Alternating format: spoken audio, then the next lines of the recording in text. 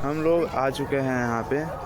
देखिए जैसा 5 बजे निकले हुए थे तो यहाँ पे आए तो हमारे अंकित दास जी महाराज मिले, जो कि यहाँ रेल पे पूरा उनका ही व्यवस्था है, उनका ही पूरा टेंट लगा हुआ है।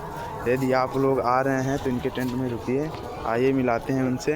ये देखिए हमारे अंकित दास जी महाराज। जय सिया राम, हर हर महादेव।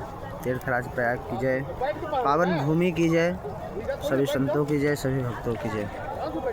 आज बड़ा ही पावन शुभ वेला है, एकादश्यायाम शुभ महापुण्य तिथौ, जो कि महापुण्य को देने वाला है वो तिथि है। आज एकादशी है, कल जो है आपका मकर संक्रांति होगा।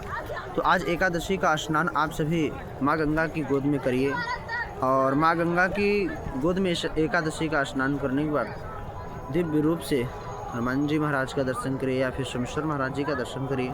यदि और क्योंकि यहाँ पर दिव्य महामाघ मेले का आयोजन हुआ है, विगत वर्षों के भांति इस वर्ष भी माघ का आयोजन हुआ है दिव्य, क्योंकि यहाँ जो भी भक्त आते हैं, श्रद्धालु आते हैं, माँ गंगा की गोद में स्नान करते हैं, उनके सभी पाप तत्क्षण जो है क्षय हो जाते हैं।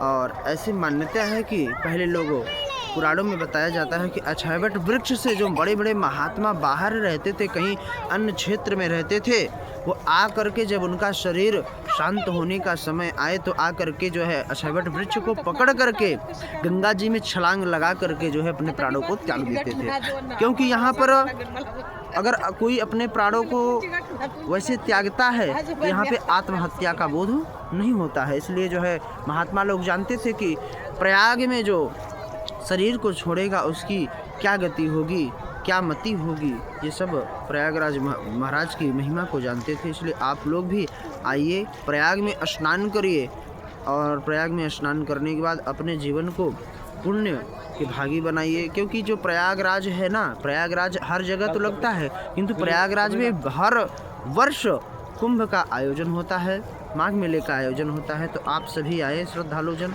और माघ मेले में दिव्य स्नान करें, दान करें, क्योंकि स्नान दान का ही फल यहाँ बताया गया है। और जो भी व्यक्ति आते हैं दूर दूर से, तो किसी भी प्रकार से कैसे भी घोर से घोर पाप अगर किए हों तो माँ भगवती की गोद में स्नान एक बार करने से उनके सभी पापों से उन्हें मुक्ति मिल जाती है।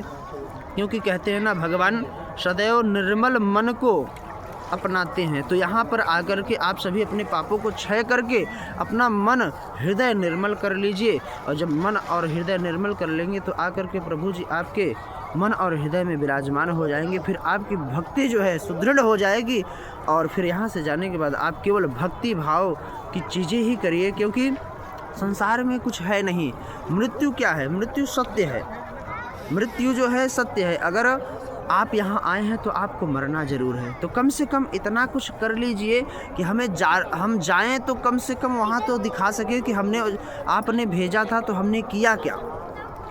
तो इसलिए, क्योंकि अगर हमें रेलवे की टिकट भी लेनी पड़ती है तो उसके लिए धन चाहिए, और हमें अगर वहाँ की टिकट लेनी है तो हमें केवल नाम का धन चाहिए। वहाँ पे कोई जो है गांधी जी नहीं चलते हैं, वहाँ पे केवल नाम धन चलता है। इसलिए आप पर्याप्त मात्रा में नाम जप करिए।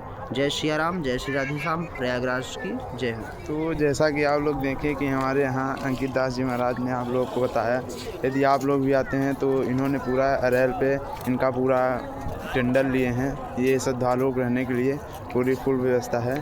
तो हम लोग स्नान करने जाते हैं। ठीक है, धन्यवाद।